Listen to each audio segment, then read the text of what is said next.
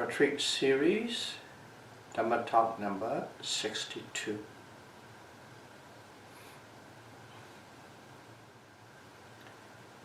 We've been discussing mainly based on Satipatthana Vipassana meditation, mindfulness insight meditation.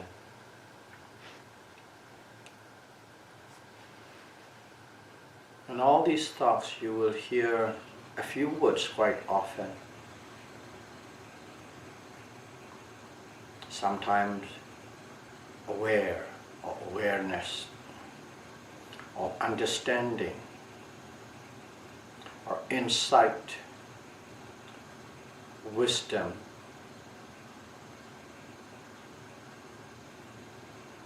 Such kind of words you hear quite often. But all these words indicate one thing. That one thing is know something. Knows something.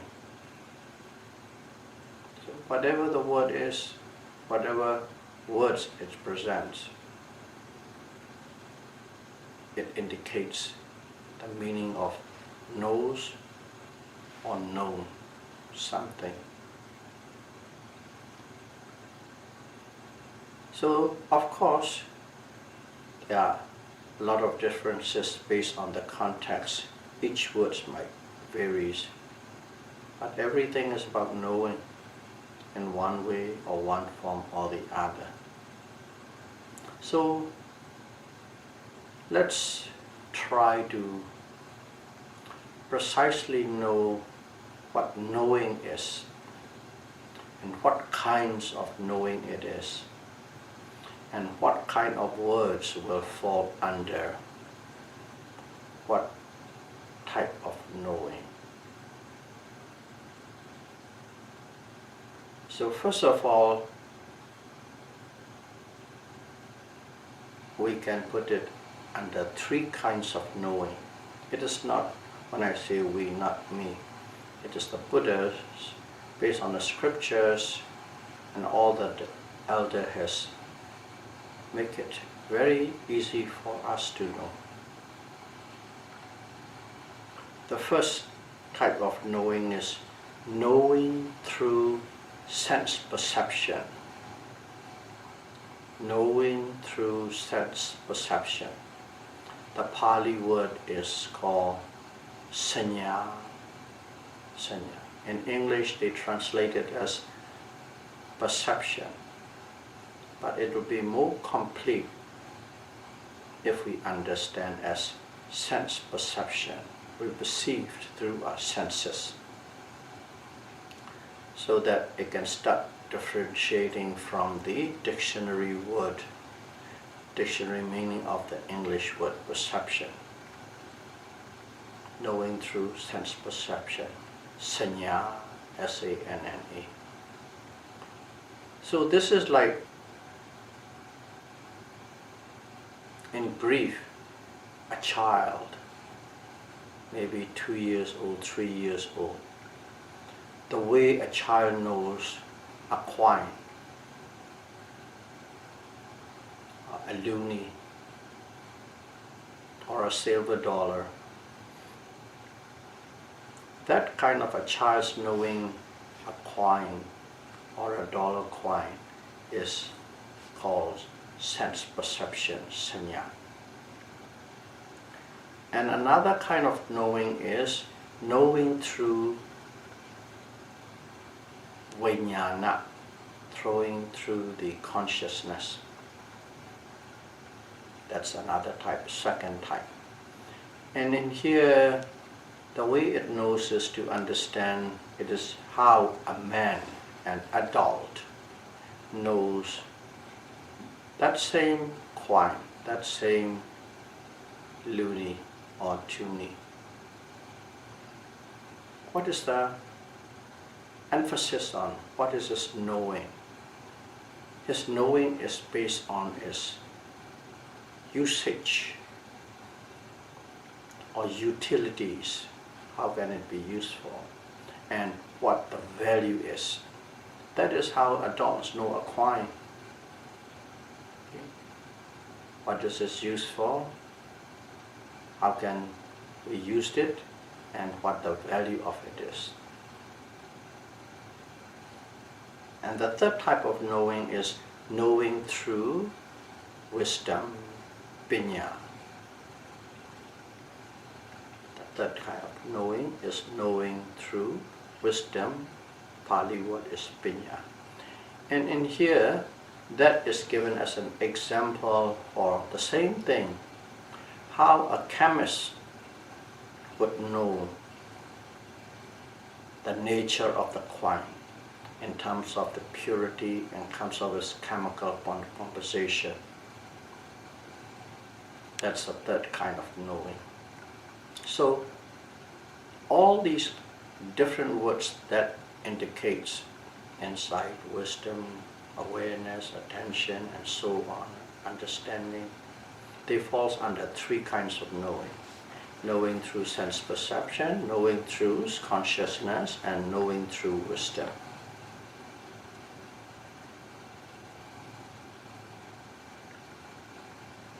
So in here we'll start with sanya, knowing through sense perception. So what is it really means, sanya, knowing through sense perception? So don't go and take the dictionary meaning of the word perception. Okay. Now, when you hear the word under the Buddhist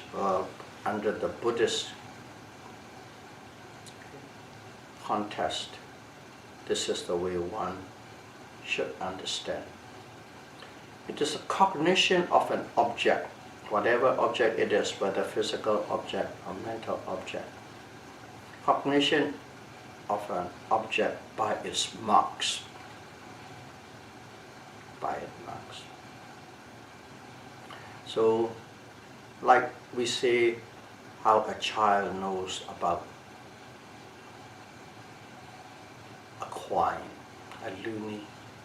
So just see, it is a little round thing.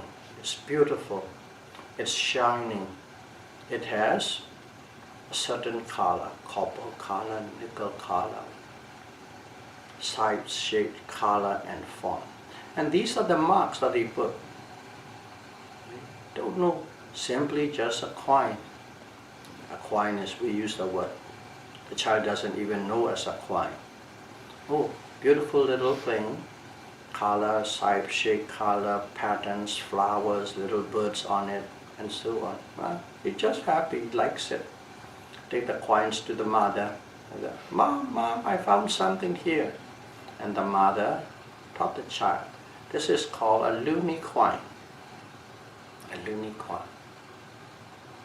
So the child now knows this is called a loonie and how it looks and what shapes are. And I'll put it in the little bowl there we have.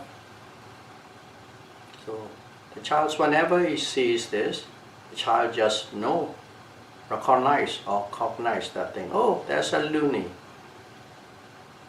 In what way? By its size, shape, form, color. That is how a child knows, and that way of knowing is called sanya. Nothing other than that. Maybe she knows a little more, he knows a little more. When I find it, I have to put it in that bowl because mom told me. That's about it. But how can our child recognize that coin? Through its marks, size, shape, color, and form. So, cognition through marks onto an object, of an object, is called sanya.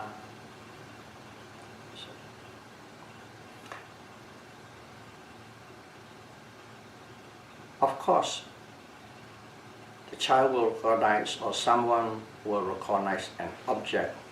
To recognize this, one has to have the first exposure, first experience. On the first exposure, on the first experience, it makes mark. The mind makes mark. How to remember that, how to cognize that again, how to recognize that again when you see it again. That's how one's work. So on the first exposure, through the six senses, whatever the corresponding senses is, it makes marks, it records from the us. First experience, records and store it in the memory bank. It stores it in the memory bank. And that is how one recognizes the same object next time. What does that person store in the memory bank? The marks, how one can recognize that object again. So, and this sanya, with repeated exposure again and again and again, it becomes stronger and stronger and stronger. The more it is repeated, the memory is stronger. The less it is repeated, it can fade away sooner or later.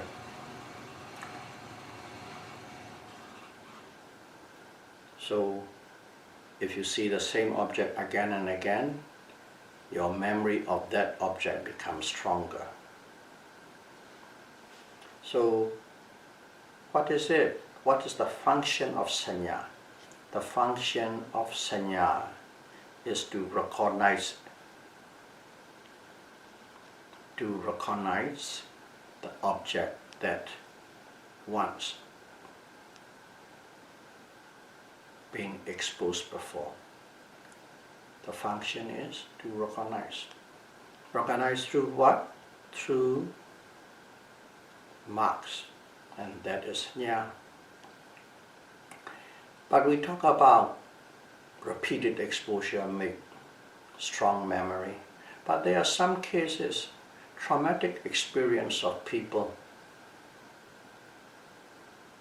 even though it's a single exposure, those traumatic experience can give a deep imprint, deep impression on the mind, on the psyche, in your memory bank. So those are a different thing with a single exposure. But we don't have, thanks to the life we live in, we don't have too many traumatic experience. And also one thing one need to know is sanya is that perception, the way you remember or recognize that object may be right or wrong. Right or wrong means it may be in line with the way it is, the way it should be. That's called right. It may be as it really is in its true nature. That is, if you remember that way, that is the right sanya. Wrong sanya, wrong perception is you still recognize, you still know the object, but the way you know, the approach you did is not in accordance with the true nature, not as it really is or as it should be. So it could be either one, right or wrong, you don't know. But regardless whether you have a right sanya or wrong sanya, you will still remember, you will still recognize that object once being exposed. So that is a very important thing about sanya. It could be right or it could be wrong. To the real facts, to the real nature of the object.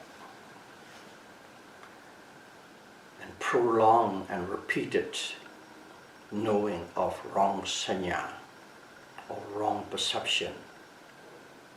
That's very dangerous. Once the wrong sanya is repeated again and again and again and again, what happens is for that person, that becomes the truth.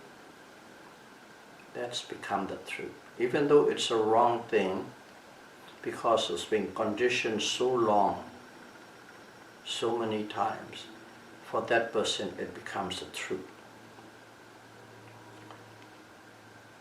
So what happened to that person is, that person believe false as true. That person believes false as true. But you can't go and change that person's mind. This is true. So in here, attachment to wrong views, attachment to wrong ideas.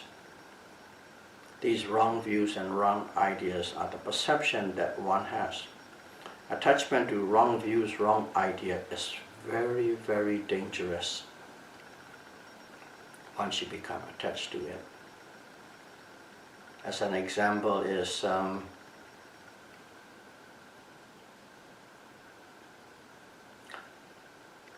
most of us all know about that little red book in the communist China period under Mao Zedong. Little red book is just like the Dhamma for the Buddhist. Little red book is for the communism, the Dhamma of communism. And there's a lot of extreme measures. There's a lot of violence, a lot of cruelties are involved.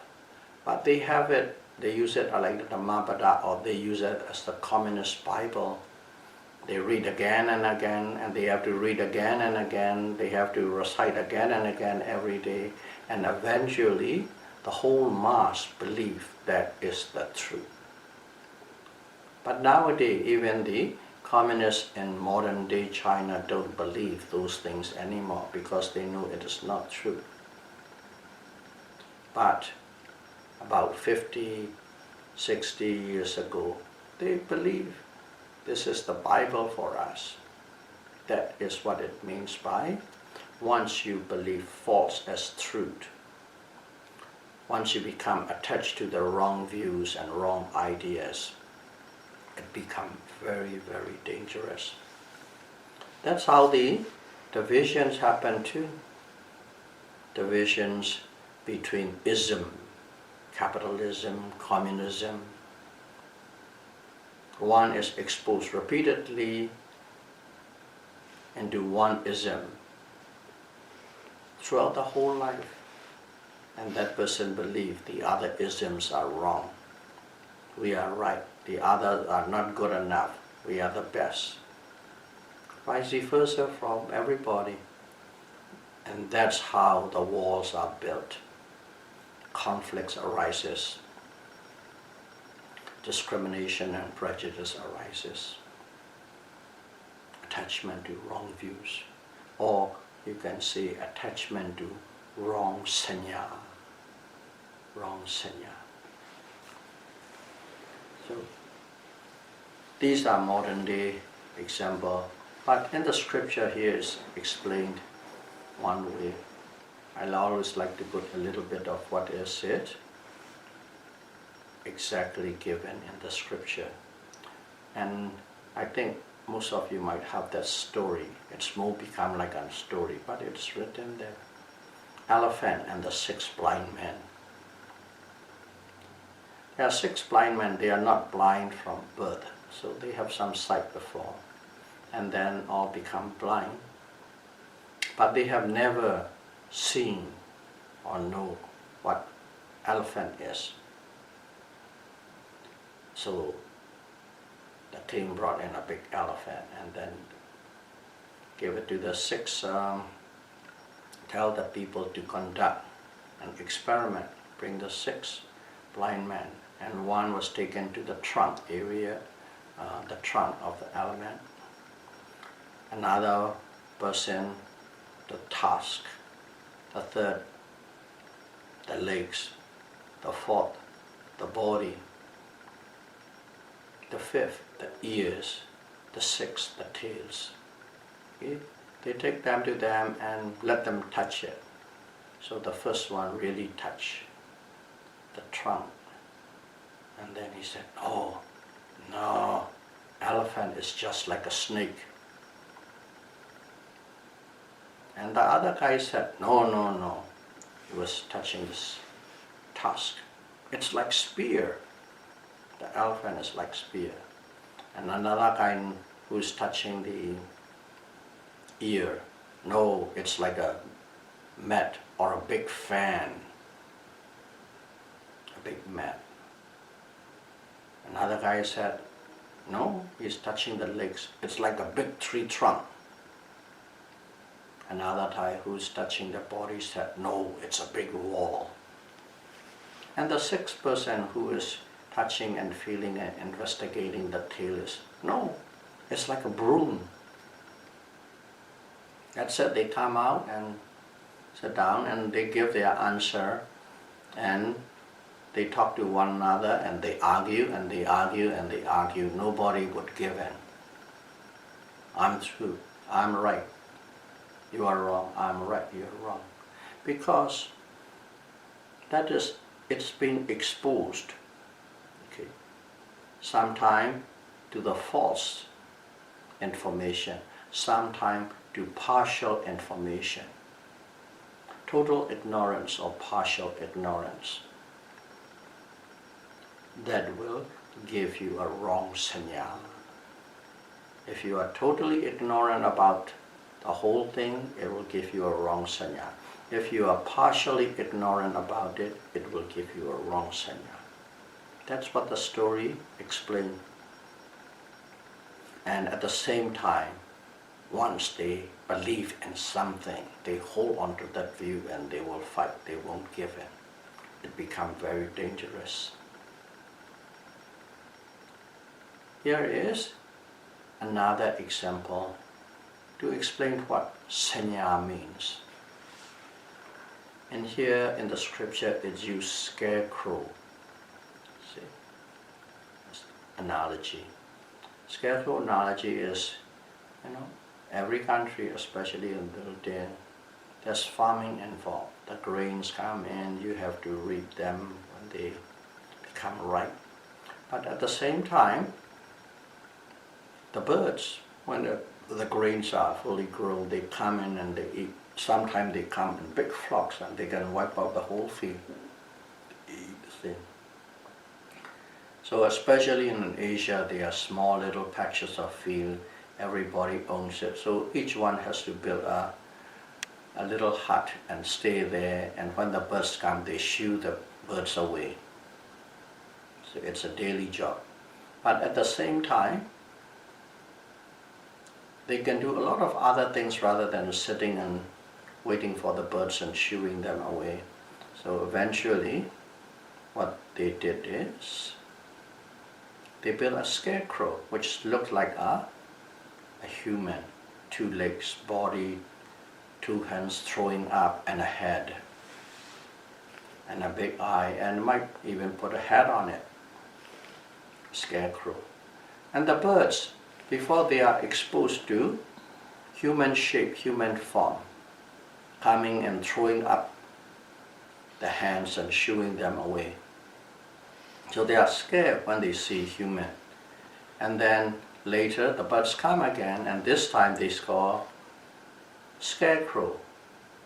But all that they perceived is the shape of 2 legs, body, 2 hands, and a hat. So they think it's a human and they go away. That is perception. They remember, they cognize by shape and form, nothing beyond it. Shape, form, size, color. That's perception. We really need to understand what perception or sanya is. This is another example in the scripture there. Again, look at in here. In here is the birds were totally ignorant about between a human and a scarecrow. Total ignorance. The first one is with the elephant. They know something about the elephant, but still they are partially ignorant. They are ignorant about the rest. They know only part. That's why wrong sanya will rise due to partial ignorance or total ignorance.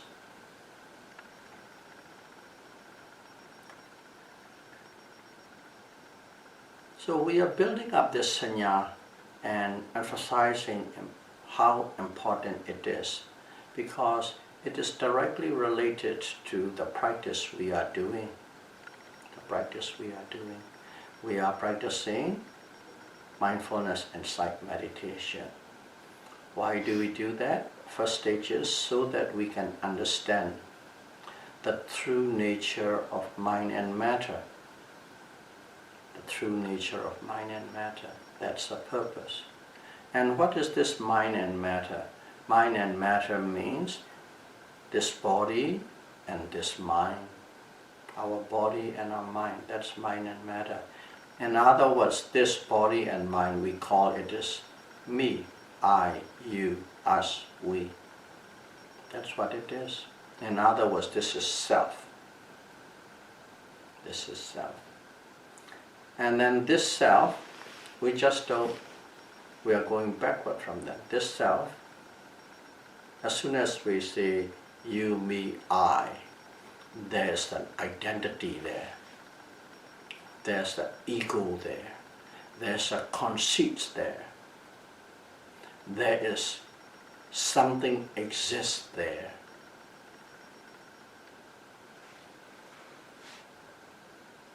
And furthermore, we even go to the point of there is a soul.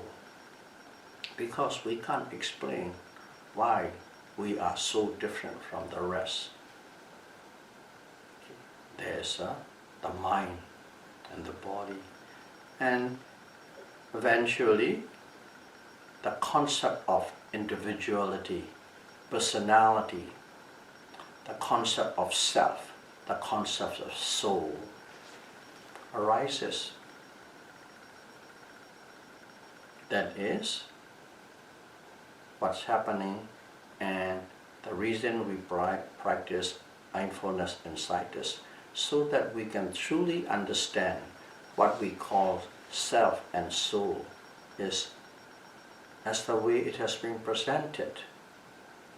Investigation into the nature of self and soul. That's why we practice. So this self or soul, the concept is called atta, self, soul, person and individual,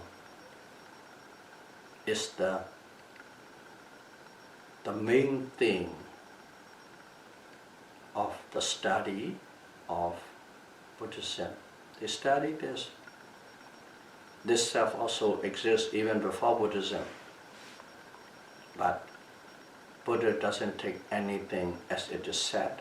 Buddha doesn't take anything that is traditional or because it is a culture. His investigation of life is through direct experience, not from books, not from teachers, not from hand-me-down information. So he went into the exploration or investigation of what self or soul is. That's the central thing. So the concept of self, the concept of soul, I'll use the word concept of self or soul or a spirit. You can call anything you want, self, soul, spirit. That concept has been in existence for centuries and centuries, even before Buddha arose. Buddha arose about 2,500, 600 years ago. But this concept of soul has existed. We can follow up about safely about 4,000 or 5,000 into the human history. At that time, self and soul, the concept, the idea of self and soul already there. It has been in existence for as long as the human history could follow. And still it exists today. A lot of people believe in self, soul, act in a self, believe in a soul, and believe in a spirit. And that concept will keep on going into the future. It exists before, it exists now, and it will exist in the future as well. So you will see in many religions and many philosophies, they always explain approach touch. and embrace and believe in this idea of self, soul, or spirit.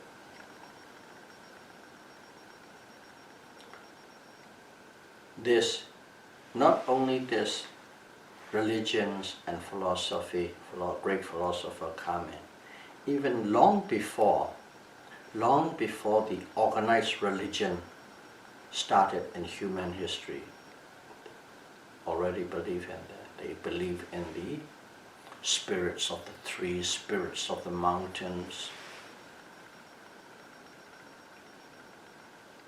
or the great spirit from the sun or the moon, and so on and so forth. So this has been going on for a long, long time.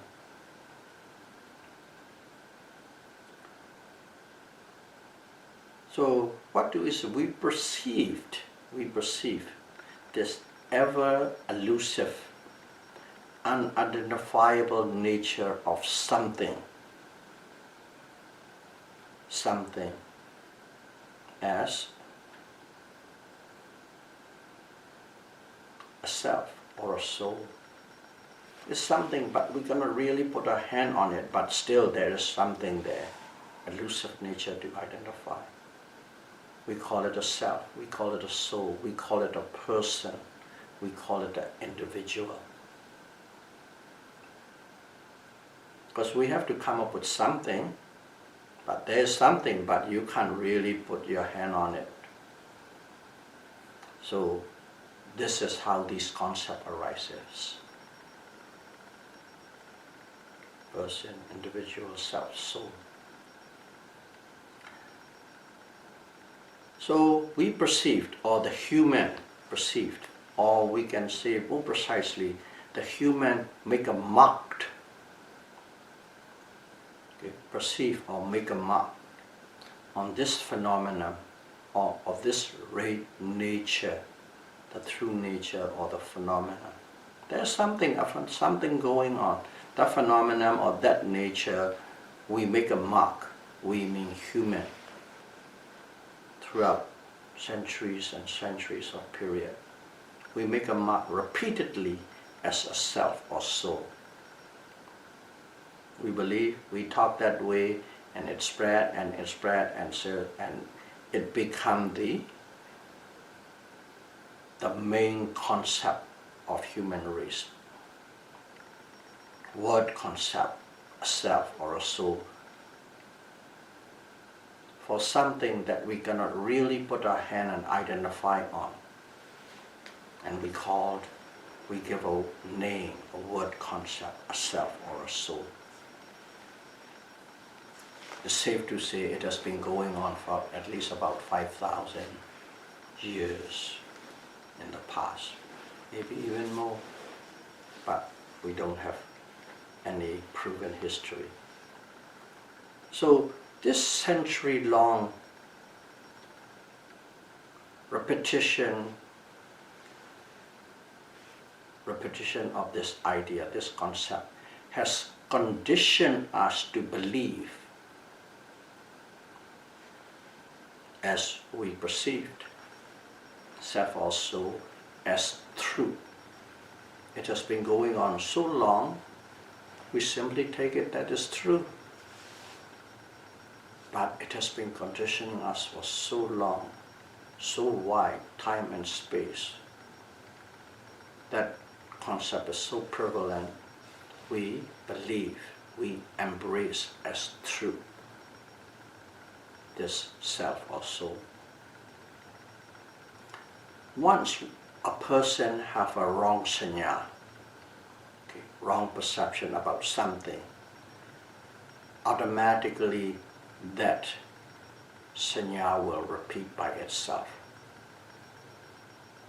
It will repeat by itself. Once you have a wrong sanya, you will stick with the wrong sanya, and you will stay with those wrong sanya, and you will repeat again and again and again through that concept. What it is one is believing what is not there is there. There's nothing there, but you believe it is there, and nobody can change your mind. believing what is not there as there. And if we approach with some sort of an explanation what it is, this is caused by karma. This, the way we believe what is not there as there, the way we believe there's something that we do not know how to identify or put a hand on as a self or a soul or a person or individual. This is caused by karma. This karma, most specifically, it is the attachment to identity. More precise, karma, in this case, attachment to identity, is caused by attachment to identity that we have in a countless past life. We have countless past life. In those lives, we still hold on to this, what we call self. We are attached to the self. We don't want to die. We want to live forever. We don't want to be disappeared. Poof, gone into the thin air. That attachment to identity is not only right now in this life. We have countless previous lives, and we live with it. That long it has been conditioning us. And in this life, it arose again. And this idea arose again. This concept arose again with us. And we call it, in a Buddhist, what's called vipaka. Vipaka, resultant of the karma of the past. But in here, we are very specific about it. What karma it is? That karma is attachment to identity.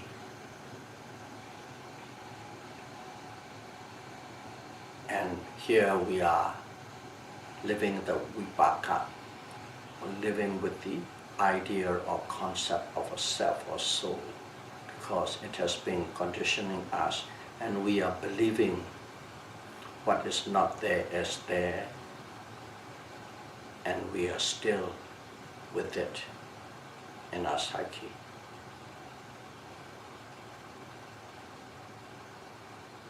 Now, Buddhism, we are saying these things because of what the Buddha has taught us. So we have to talk about Buddhism. Buddhism is the only religion.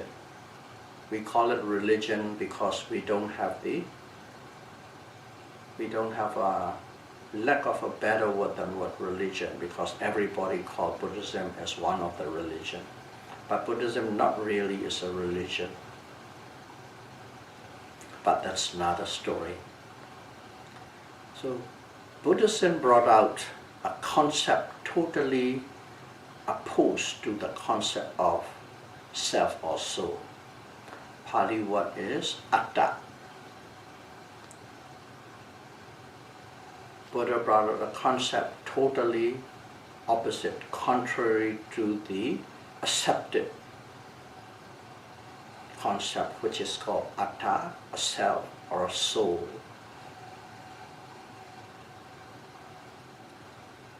And the Buddha called it simply anatta. He just put a negation on the atta. Buddha called that concept anatta.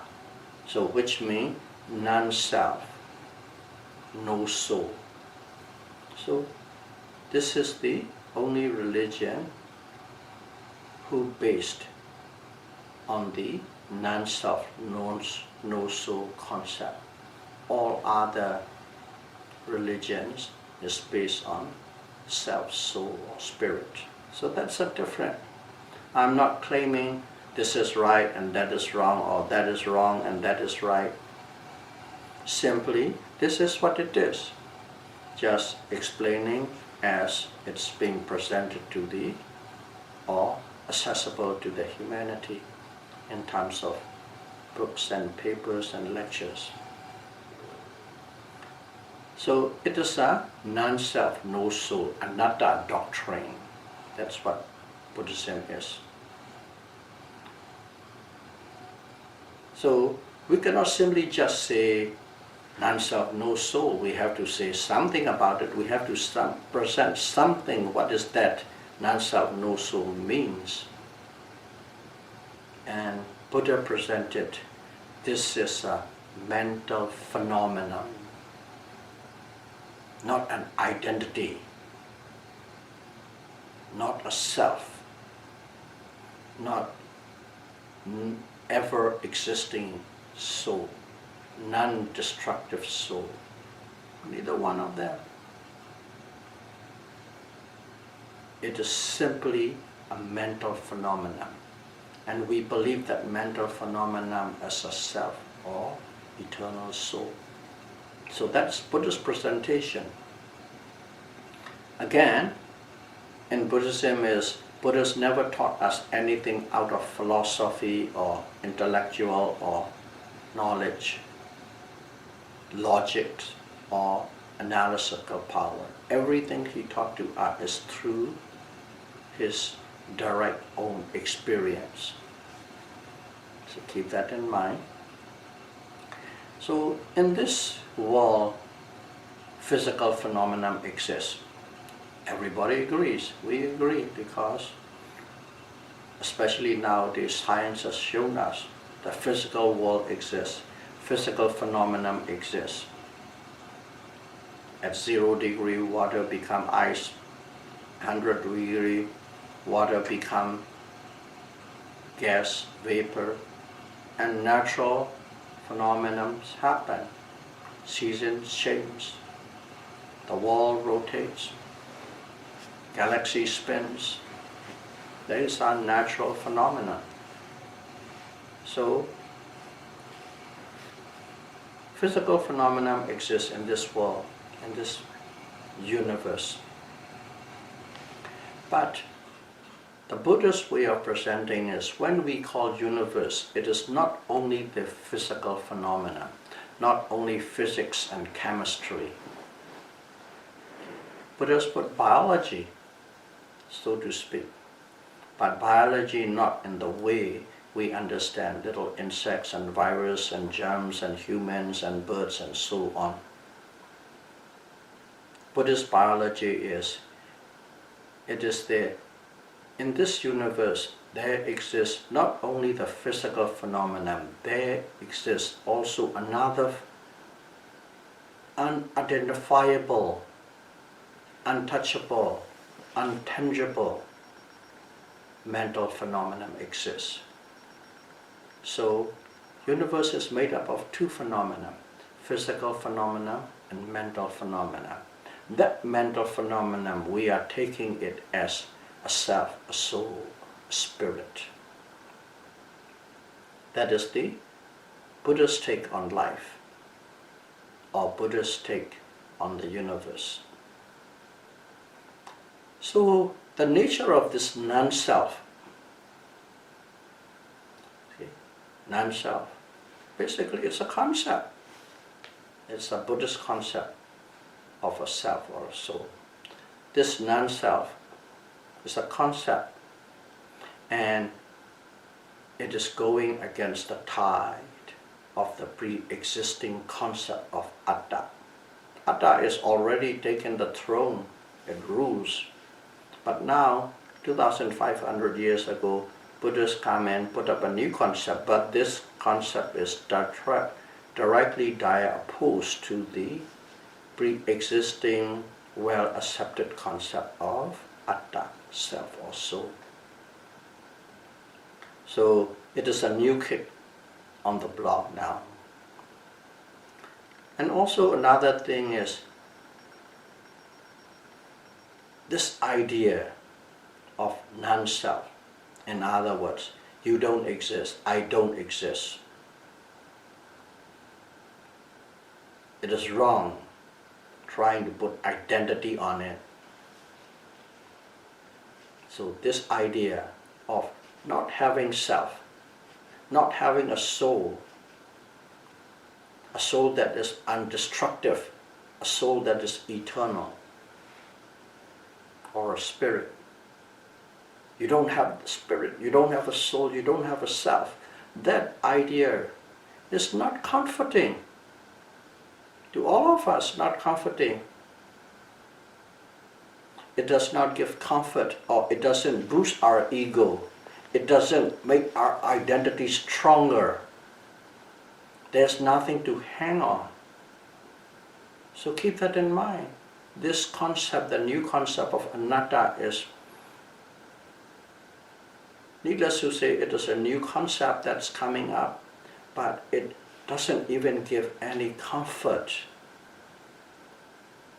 or build or boost your ego or identity. So nobody likes it.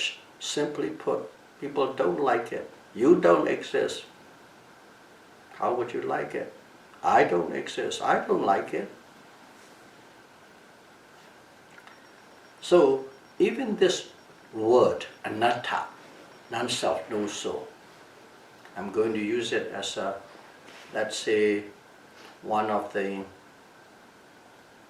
slogan or statement in the Little Red Book. Power resides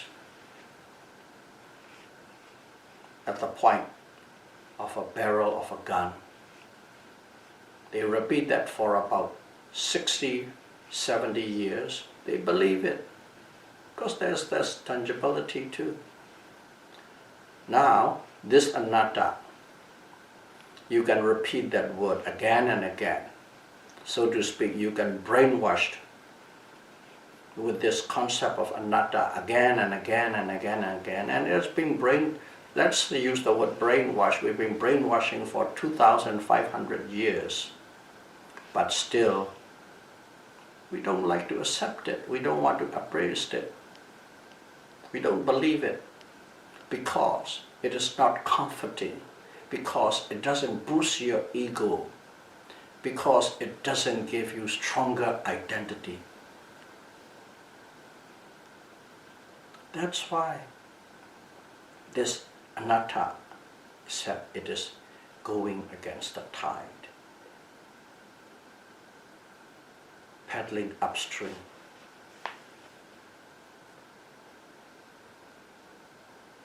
So even the repetition, continuous repetition, would not make any imprint on your psyche. It won't change your mind. The only way to embrace, or the only way to believe this concept of anatta, is to understand through direct experience. At that time, nobody is telling you anymore. It is your own experience, first-hand experience, not from books, not from lectures, not from brainwashing. You directly experience. And how can you experience? The Buddha doesn't leave. Go experience yourself. He gives you a technique, a method, mindfulness insight method. Use this method and experience what this self or soul is, which I call a phenomenon. See whether it is a phenomenon or not. Only then the notion of the self or soul can be totally dispelled. From the Buddhist point of view, we call it wrong sanya, wrong perception. This wrong perception can be dispelled only through direct experience by practicing mindfulness insight meditation. So let's sum it up. Sanya. Okay. What's the characteristic? Characteristics is you can know by making marks to recognize or memorize something, an object. Making marks. That's a characteristic.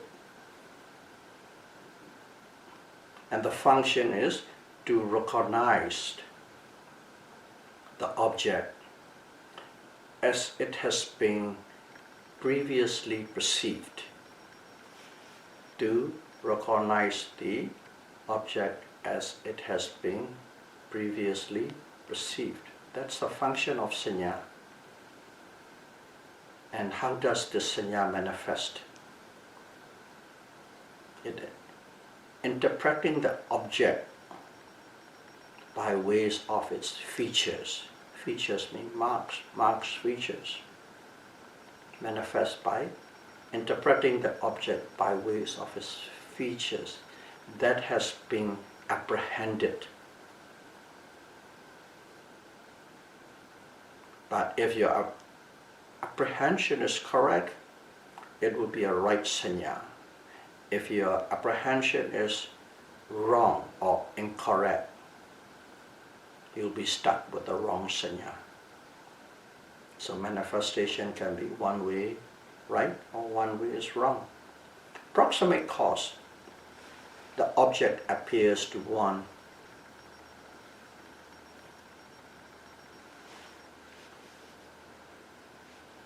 The way it appears, the objects, it appears to you, the way it appears to you. Appear as one mental, appear as the way your mental inclination is, or simply put, the way you want to believe it. That is the proximate cause. So being attached or believed to a belief which one has originally marked and accepted of a physical or mental phenomenon is sanya, to sum up. Being attached to a belief which one has originally marked and accepted of a physical or mental object is sanya.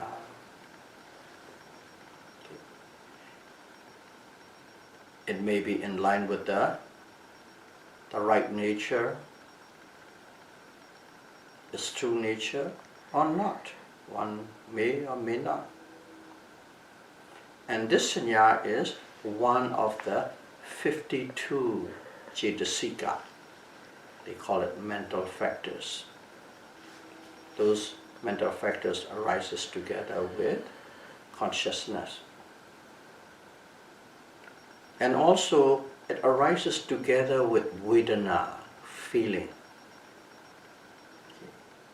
And also this sanya decided this feeling is pleasant feeling, displeasant or unpleasant feeling, this is neutral feeling. Those are the marks the sanya is making to recognize that experience.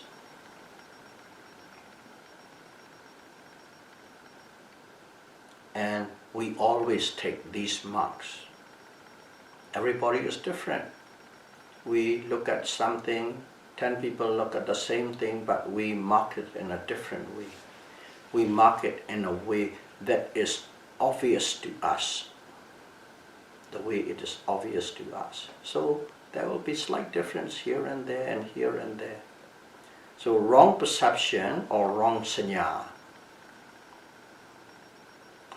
especially when it comes to opinions and views, point of views of a object or a condition or situation. Okay. It arises because the person who is experiencing or who is having that sanya lack analytical and penetrative power. That's a difference. Some people has great analytical penetrative power. Some people have less analytical power. And the sanya will be different.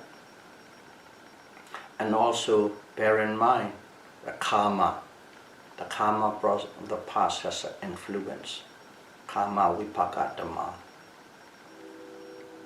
So that much will give you a pretty good understanding about what the knowing through perception, sanya. That's one way of knowing. And second way of knowing is knowing through wisdom, pinya. So this one is, I think, easy for you guys. You have been hearing a lot. Knowing the true nature and the relationship of the mind and matter, knowing the true nature of mind, knowing the true nature of matter and their relationship and their characteristics, and how this mind and matters interrelate with this environment. And if you know that way, that is knowing through wisdom. And you can only get that if you exercise 5 controlling mental faculties, if you develop 5 controlling mental faculties. Confidence, effort, mindfulness, mental concentration, and wisdom. 5 controlling mental faculties. And you can develop that by practicing mindfulness insight meditation, Satipatthana Vipassana. It is a requirement to have or to know through wisdom. Pali one word would be samadhi. If you have the right view, that means you are knowing through wisdom. Or scriptural term, if you understand, if you know the Four Noble Truth, that is knowing through wisdom. Second type of knowing. And the third type of knowing is knowing through consciousness, vijnana. So this type of knowing is entirely different from the first two. You can eliminate the types of knowing from the first two. Totally different. It knows the object, how to use it, how to manipulate it, what the value is, what the usage is. Like a man knowing the value of a coin or how to use the coin. That is the third kind of knowing. So these 3 knowings will cover every type of knowing we have. Whatever words you use, they all fall under those 3. So may all of you be able to practice Satipatthana Vipassana, mindfulness insight meditation, and may you be able to achieve the wisdom, able to attain the wisdom, the knowing through vinyasa, and know the true nature of mind and matter, and gain peace as soon as possible. Sadhu, sadhu, sadhu. Thank you very much.